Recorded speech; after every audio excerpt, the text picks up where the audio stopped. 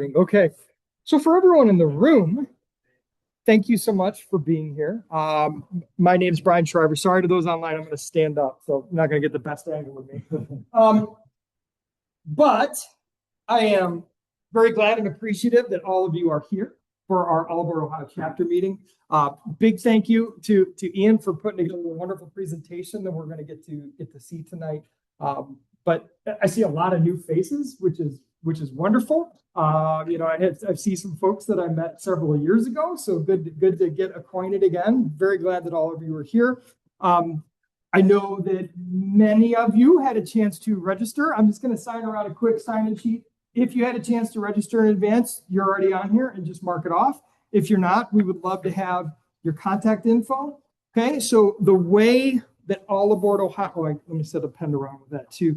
The way that All Aboard Ohio works today is that we have a free basic membership, right? So if you are interested in seeing more passenger rail in Ohio, please sign up to be a basic member. It doesn't cost you anything.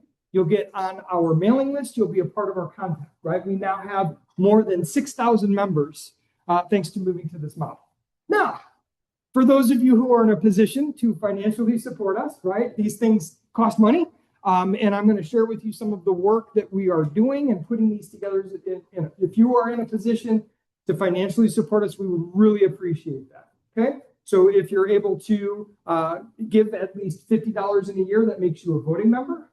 If it's easier for you to give $5 a month, that's awesome. That's easy for you. That's easy for us. You can sign up for recurring.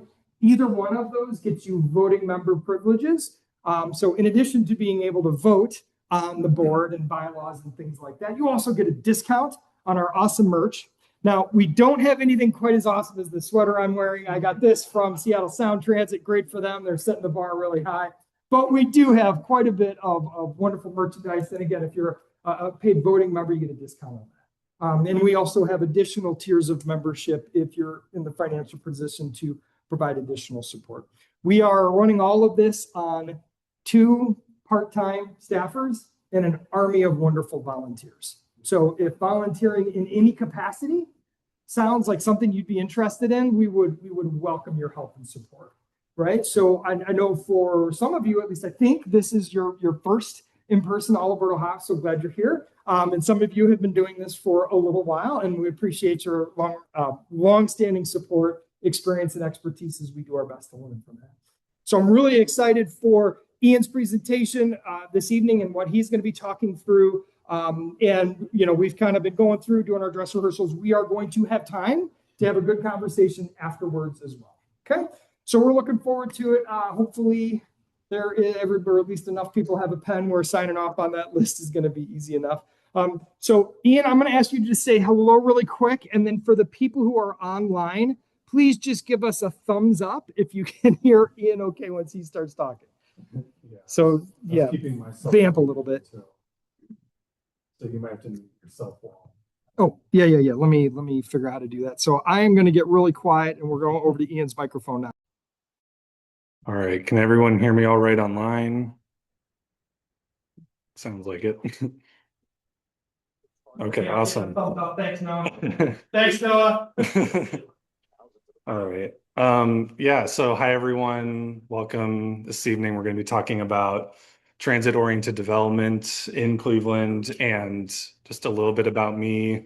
I'm a civil engineer by trade. I primarily do roadway projects and site development. So getting to work on rail projects is always fun because it's not something I do every day, but I really enjoy it. I work for a company down in Columbus called EMHT. They primarily do work in Ohio. So yeah. So we good to go, Brian? You think? Okay, cool. All right, so we're going to get started. So the main reason we're here today, our presentation is about ways that RTA can improve their financials through transit-oriented development. Yeah. So first, we're going to start by discussing some of the challenges that RTA is currently facing. For this presentation, we're specifically focusing on rail-related challenges. just to be clear. And there are pretty much four main ones. So the first one is frequency. Red line intervals at the moment are 15 minutes, which is pretty standard for light rail. But when we're talking about the blue and the green lines, those are 30 minutes. If you're trying to plan daily activities or plan your day around taking rail, that's not always the most, it's not always the easiest to plan when you have to wait so long for a train. Also, the waterfront line, as many of you know, does not run daily anymore. And, that's in our most trafficked part of the city is downtown and the flats and the lakefront. And so not having that daily ridership of one of our rail lines is, really hurts frequency. And moving into the second piece is reliability. We're currently operating a 40-year-old fleet, two incompatible rail cars. We have our heavy rail line on the red line, and our light rail vehicles on the blue and green lines. And as a result of this aging fleet, maintenance costs are extremely high at the moment. In the past decade, maintenance has gone up 145%. And so, that high degree of cost and disruptions to the system really hurts reliability.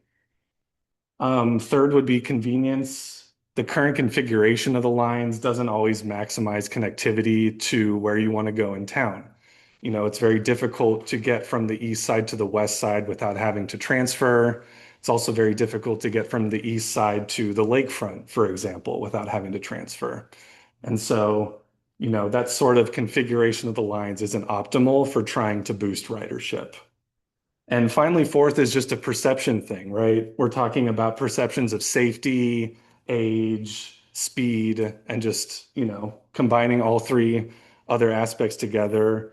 The perception really doesn't aid in generating new ridership outside of people who have been using the system for a while or people who only take rail, for example, to major events like a Browns game or a Guardians game. Next, we're going to talk about ridership in general. So this is a graph showing RTA ridership over the past decade. As you can see, it's not a great picture. Currently in 2025, we're seeing about half the ridership across the entire system that we saw a decade ago. And one of those reasons is due to a drop in ridership between 2016 and 2017. That was a result of significant service reduction and fare increases. And also, of course, between 2019 and 2020 when the pandemic started. We've been slowly climbing back up since the pandemic, but as you can see, between last year and 2024, we haven't gained any new riders. We've actually pretty much stalled out in terms of our ridership. It's not a great picture, but it's important to show, what we're dealing with now compared to how RTA is planned in the past. Just to summarize what I just said, RTA rail ridership specifically has decreased each year since 2023. So as we're looking at rail ridership, transit-oriented development, which we're going to talk about, we're certainly not doing ourselves any favors at the moment. Once the new system, which we talk about, comes online, this trend can be reversed if GCRTA is proactive in their planning. Also, we would expect that with the shutdowns for maintenance over the next couple of years as they implement the new system, we don't expect to see any major increases in ridership as well, just to, those disruptions to service.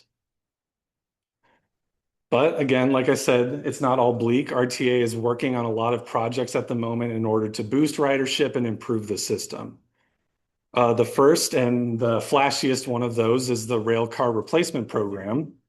Overall, this is nearly a $500 million investment in new rail cars for the system. We're talking about one singular type of car that will, hopefully last us for another 50 years if we're lucky. And, the goal is to replace our aging fleet with a single unified fleet, digital signage, modern interiors, reduction of maintenance costs. It's a big deal. And, this unified system will allow us to, as I alluded to, reconfigure lines if we want to maximize ridership because we're using the same type of vehicle across the entire system now. Aggressively promoting the modernization of the system should be a priority if we want to boost ridership. At our previous All Aboard Ohio meeting, we presented a plan for what this could look like. I think the big thing here is being able to take the blue line, for example, which starts in Van Aken on the east side in Shaker Heights, and be able to take that all the way to the airport.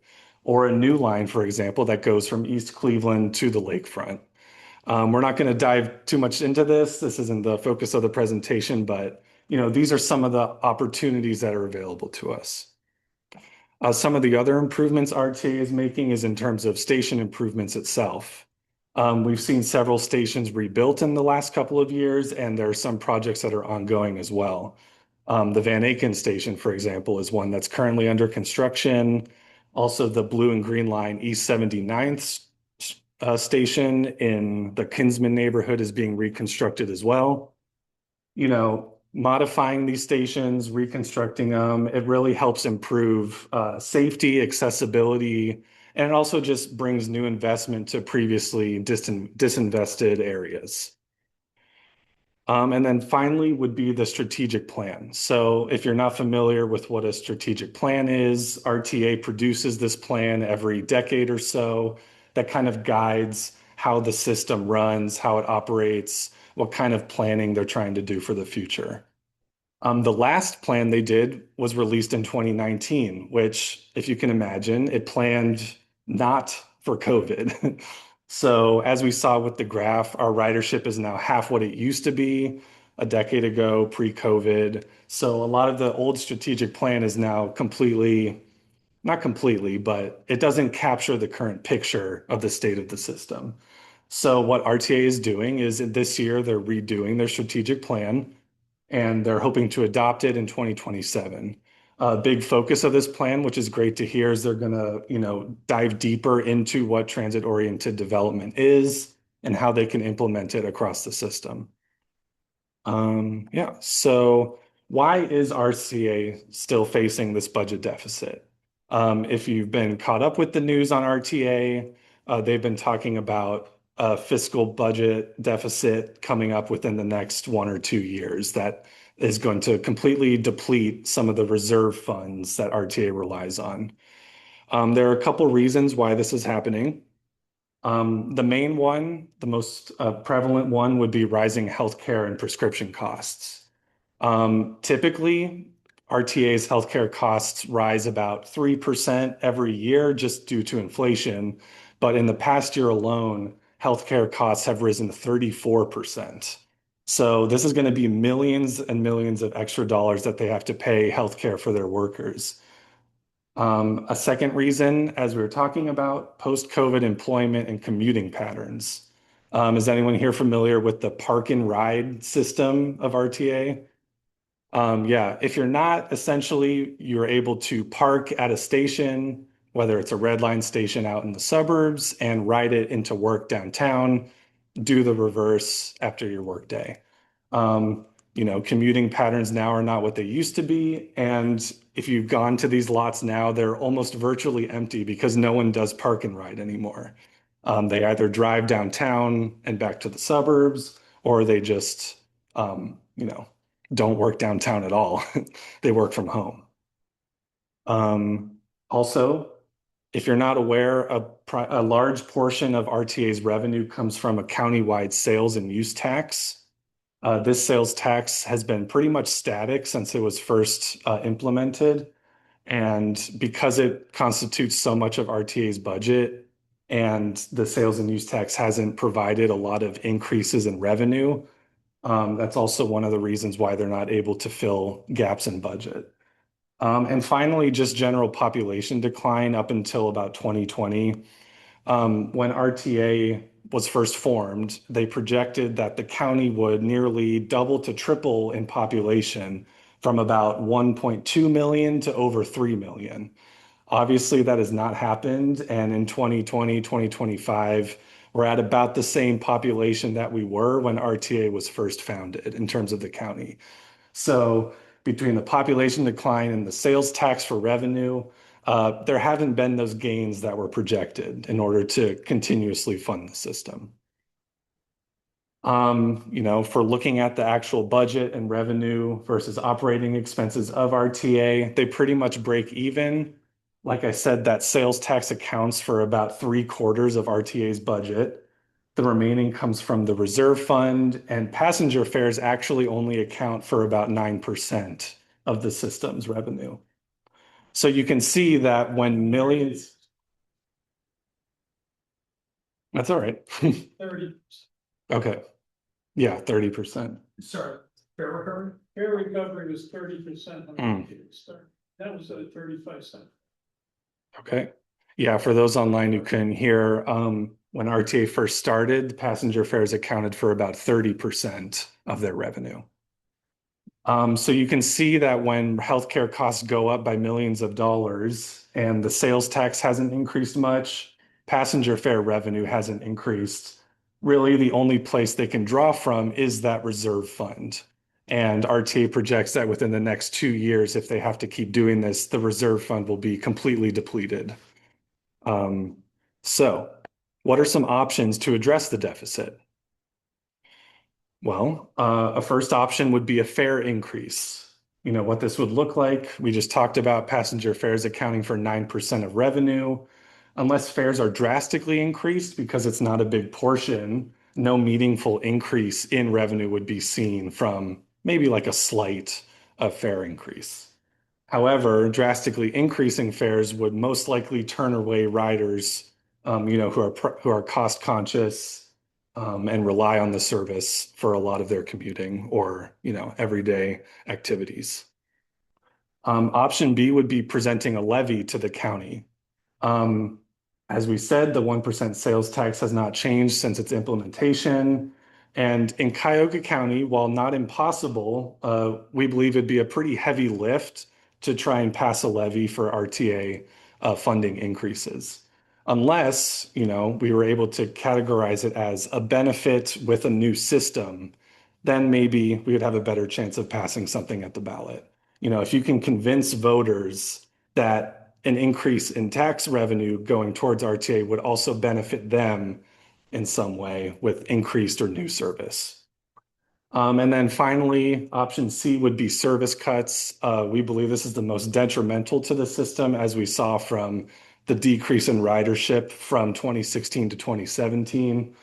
While these cuts would potentially reduce operational spending in the short term, these cuts would really sort of induce a continued cyclical downward trend of ridership. But all is not lost because there's actually a fourth magical option in this transit-oriented development. So now we're going to talk about what is transit-oriented development. I'm going to refer to it as TOD from now on because it's a mouthful to say. Well, it's not this. If anyone's familiar with where this is the Stokes Windermere station at the end of the Red Line in East Cleveland. You can see the red line coming through there on the elevated tracks.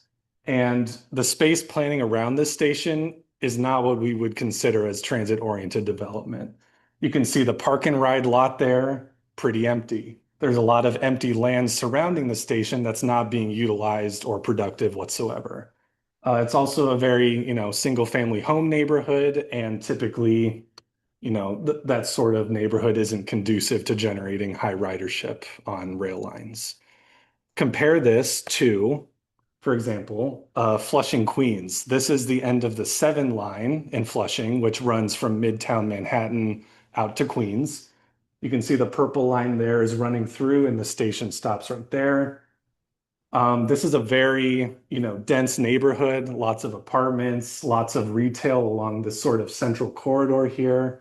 There's also very good bus transit infrastructure as well connected to this station. You can see these red bus lanes up here if you're not familiar.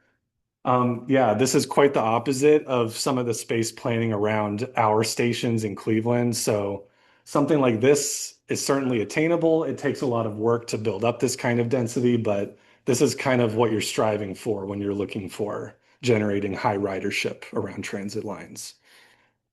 To kind of sum it all up, urban transit-oriented development is urban growth driven by dense, mixed-use developments around high-frequency transit stops. So, how can TOD help increase revenue? Well, the main way it does is via land capture, land value capture. There are kind of two aspects to this. The first one is leasing. So the reason RTA could be successful with land value capture is because they actually own a lot of land around their stations already. We were talking about the RTA park and rides, those parking lots. That's all land that RTA owns. So you can convert that land into a mixed use development. That would be residential, retail, potentially office. And essentially, in this scheme, RTA maintains ownership of their land. They don't sell it off. They essentially become landlords of the land around their station, and they would use that to lease this land to developers. And they would receive the positive cash flows from those developments. Also, improving the use of these vacant lots around the stations, for example, would really increase the actual land value itself of the station when we're talking property taxes and whatnot. You know, why this works, over time, the value of the land and ridership both increase at the same time. As an example, this is the Hong Kong's MTR, and Hong Kong's metro system is probably the most, if not the most profitable transit system in the entire world. The reason is because they control so much land around their stations. They control so many non-station related assets, and they let developers build really dense neighborhoods and retail destinations around their stations. So, you know, maybe we don't get that kind of dense growth, but, you know, it's a very attainable goal. The second aspect to land value capture would be implementing something like a tax increment financing. If you're not familiar with what a TIF district is, essentially it's an overlay where you can hold the property values or tax value of area. And as property values increase, the increase in property taxes gets saved and stored up over time so that it can be reinvested into things like infrastructure or whatnot. The way this can work is that actual residents in the area around stations wouldn't see property tax increases as a result. You're essentially locking in what they would pay, and then over time, any increases get captured by the city or RTA and reinvested in infrastructure. One way this is really good is because you could use that tax, the tax relief to help incentivize developers to build around these stations. That's critical because developers are very cost conscious, and reducing some of their upfront costs on projects is always, they love to see that. What we have over here is an example showing how a TIF district might look from like above. This is Chicago, and about 30% of Chicago is covered in TIF districts. And whether it's a mix of rail corridors or just, high density urban areas, they're able to capture land value increases from these districts and reinvest it. In some cases, they use that to actually reinvest in expansions to their metro system as well. So that's kind of an example of how TOD can be implemented from a policy perspective. Where is it being implemented already around Cleveland? RTA has, benefited from a lot of high profile projects recently. One of those areas being University Circle. What we're seeing is kind of the Little Italy station right there. A lot of new apartments and townhomes have gone up around that, very dense urban core in the past 5 or so years. Especially apartments that are maybe student minded or student oriented rather, providing that proximity to a station is really critical.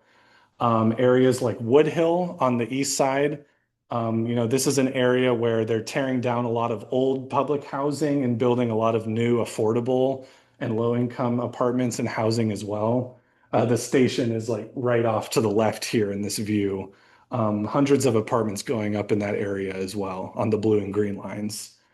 Ohio City, this intro development has really spearheaded a lot of changes in the Ohio City West 25th corridor. And this is right next to the Red Line Ohio City station. And then, of course, probably the most flashiest transit-oriented development in the region would be Van Aken District. This used to be a very unassuming strip mall, and now it's full of apartments, retail, a food hall, with still hundreds of more apartments on the way at the end of the Blue Line in Shaker Heights. So, there's been a lot of transit-oriented development in the region, but there's a lot of areas to improve. So for this presentation, though, we're kind of focusing in on the red line. So this is the line that runs from East Cleveland through University Circle, through downtown, out to the airport on the west side. The reason we're going to focus on red line stations for this presentation is because of the park and ride aspect. Pretty much every red line station on the west side has a pretty decent sized parking lot that's underutilized. And we feel that these stations are prime candidates for investing in transit-oriented development. As an example of some of these stations, we have Brook Park Station, West Park. These are stations that have about 10 to 20 acres of developable land around them. If we're looking on the east side, the East 105th Quincy Station near University Circle and the Superior Station in East Cleveland have anywhere from 5 acres to 40 acres of developable land. So there's a lot of opportunity here. We're going to focus in on two. So the first station we're going to focus in on is the West Park Station.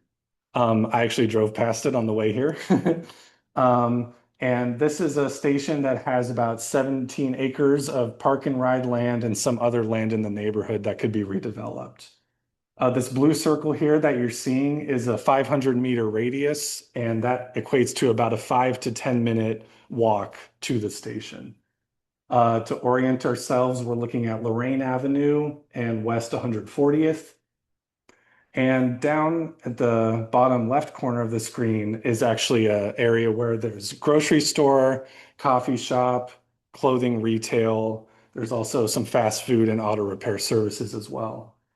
Right here is actually a USPS post office. So you can see why there's actually a lot of existing amenities around a station like this to create some sort of new neighborhood. Residents certainly wouldn't be lacking for some basic amenities around it if we did.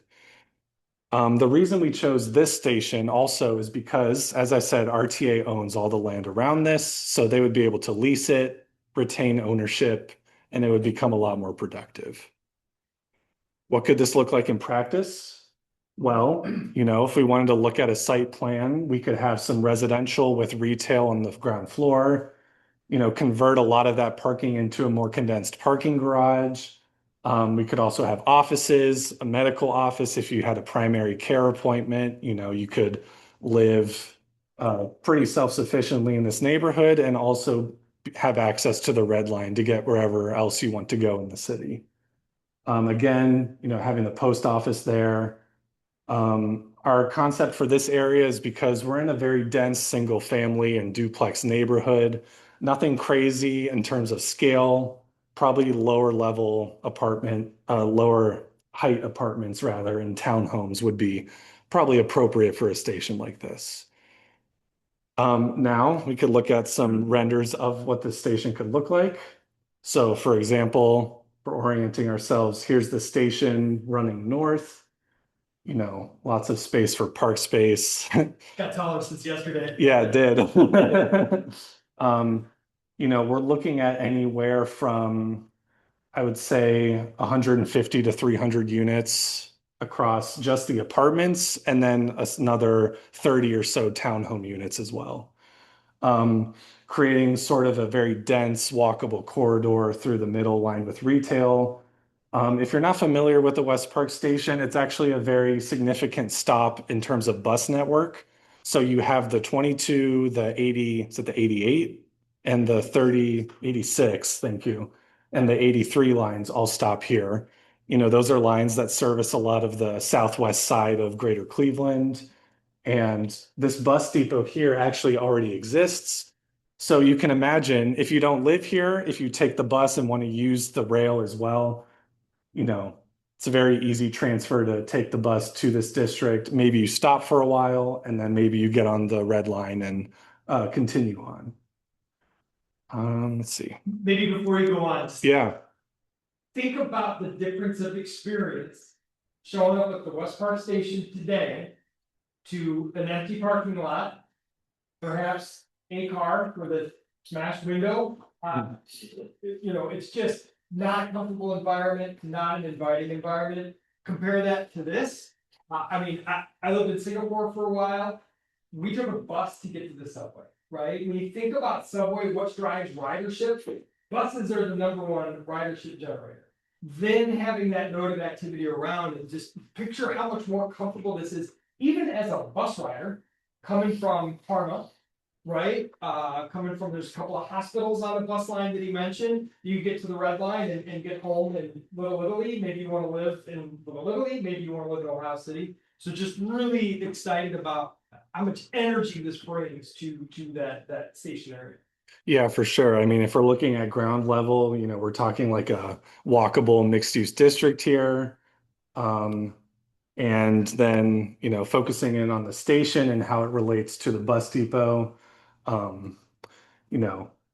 Buses pull up here. You actually need to go into the depot, go underground and back up to get into the station. But, trains coming in and you could do the reverse as well. Yeah, so that's kind of a vision for West Park. Maybe not this dense at all of the red line stations, but this is a really great candidate for one, especially given its resources around it. Yeah, question. Ian, I'm missing something here. Where are all these people going? Sorry. Okay, so the question was, where are all these people going? So are you talking about people who would be living? Oh, on the rail? Yeah, well, they could either be going. Came in 78 to oversee the development of the light rail cars running today. Yeah. We were running 2-car PCC trains leaving Shaker Square midday with standees in both cars going westbound. Sure. That's with the 35-cent fare. Mhm. By the end of the year, the fare had to be raised because we had so much debt service to accomplish. So the fare doubled, and it went beyond doubling. I think it went close to $1 for express, and it's been 35 cents. At 35 cents, people found it attractive. At $1, they didn't. I'll get in my car. So that's one aspect. You can't just raise fares. There's got to be something that people feel is a value for them. Of course. And the ridership has just continued down. The only line I see that's doing well today is the red line. The red line actually seems to be building traffic. Sure. But I personally spent over an hour in the East 55th Street yard. Why was I spending all that time in the yard midday? Not sure.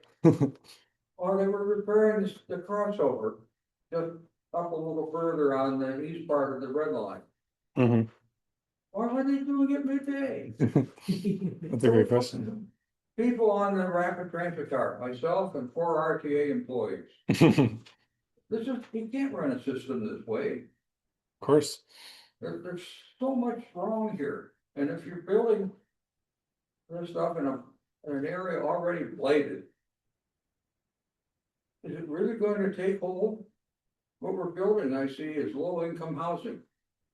Is that what we want? I think we'd like to have more upscale housing. Well, I think to your point, John, but of the examples Ian showed, which are 4 examples of building new nodes around the area, only one of those was low-income housing. The other are top of the market. Right. To me, it's only a node if you have a place to go. Yeah, well, that's what we're talking about, is building places to go. And I mean, even today, if you're an employee at university hospitals, this is very useful. if you're an employee at Case, this is very useful. Clinic, the connection's not as good, so that's tougher. But, you know, we can either say, hey, we've got a system and it is what it is, or we can try and build that system to a place that we want to get to. I think we have to examine land use in the downtown area. That's a big place to go to. Fair enough, yep. Except that Mhm. stuff is being built, well, the Sherwin-Williams building, Uh-huh. okay, brand new. Where's the connection to the Hilton complex? Disappointing, yep. It's disappointing, and a lot of Sherwin-Williams, you know, did use the wrap. I mean, that was probably a strong part of the wrap that it, before they had a weather protected, and now they got to cross Superior, and that's not, you know, not ideal. I don't see how much you can do unless the city gets its act together. Yeah, that's part of what we're pushing for, and Yeah. I'm having this conversation. I think, Mark, you wanted to, Well, you're like, I ride the transit from Linwood downtown, Mhm. so I'm near this. Van Aiken thing. Mhm. There's really nowhere between there and downtown, I tend to go. Sure. It's just the way it is. Mhm. Shaker Square, went there once. So, you know, there's gotta be that connection down. Mhm. There's gotta be a van, I don't. When you said it's good for UH, it's good for K, but not for the clinic, what can they do to spur off and get people to the clinic? Mhm. It would make it an easy connect.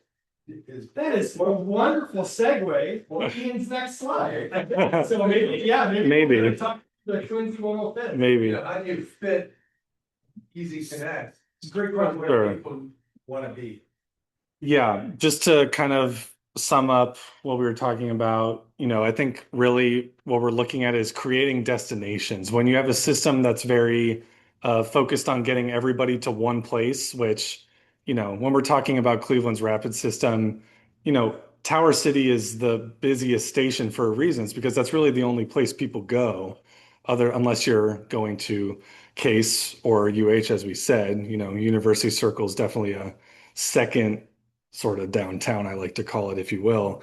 But other than that, there's a lot of emptiness, to your point, in between. We need to be creating as many destinations as possible. That's going to boost ridership as well.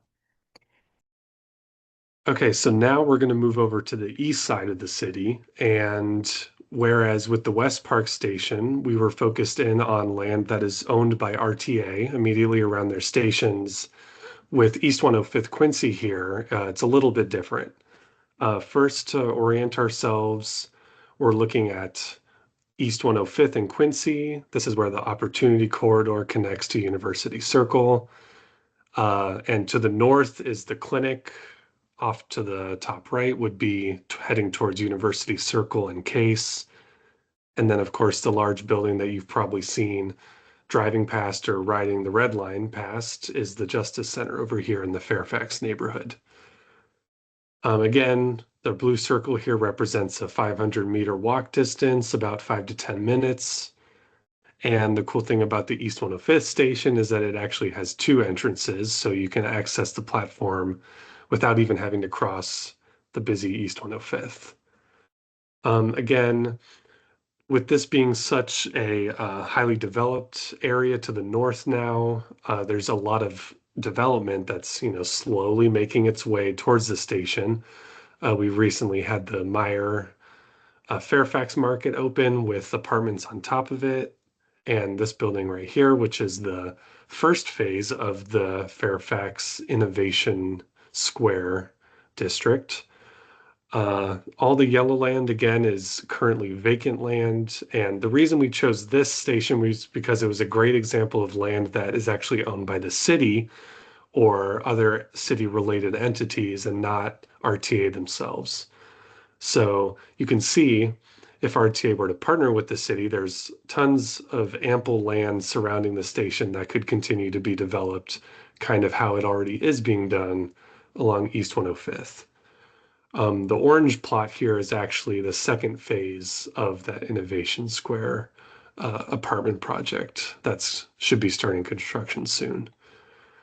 You can also see that the Woodhill neighborhood down here is pretty close by. It's just on the edge of that 5 to 10 minute walking circle. So as that gets demolished and redeveloped with new affordable housing, that should only add in terms of the available housing stock around this station. So there are about 34 acres surrounding East 105th Quincy. What can we do with this one? So while in West Park, we were mainly focused on sort of mid to low rise residential to fit the character of the neighborhood. Given that there are lots of tall apartment buildings being built along East 105th now and next to the clinic, we feel it's more appropriate to get a little denser and taller along this highly trafficked corridor. However, we want to respect the surrounding neighborhoods, so we would envision residential towers lining East 105th, stepping down to some mid-rise residential, and then finally these smaller blue squares would all be a sort of infill, which is like supportive housing to redevelop vacant plots of land to tie into the rest of the neighborhood. Parks would be a priority to support the neighborhood and to sort of create a sense of community and placemaking. We feel that options like retail and potentially even a food hall, similar to what we saw at Van Aken, is appropriate to sort of bring the community together in this sort of central district. And finally, University Circle is a health tech hotspot in the state of Ohio. And so it certainly wouldn't be out of place to see maybe some office tower or office space as part of the development along this corridor. And again, there's some land on the other side of the tracks in the bottom right here that's within that walking distance that could be an extension of the sort of Woodhill neighborhood residential. So what would this look like in practice? Well, here we see a view looking north. We have the clinic up here in our top left and Case and University Hospitals to the right. And we're looking north along East 105th. And you can see some taller apartment buildings along that central corridor stepping down towards the neighborhood. Just a great view here of, the walkability to the rest of the clinic and the grocery store from the station here, being able to access the station from both sides, and so forth. Also sort of a view from the platform here. Really get a sense of scale and how we want to try and build a little denser in the University Circle neighborhood compared to, say, West Park. It makes more sense from a land use perspective, building as dense as we possibly can without going overboard. A little night view as well.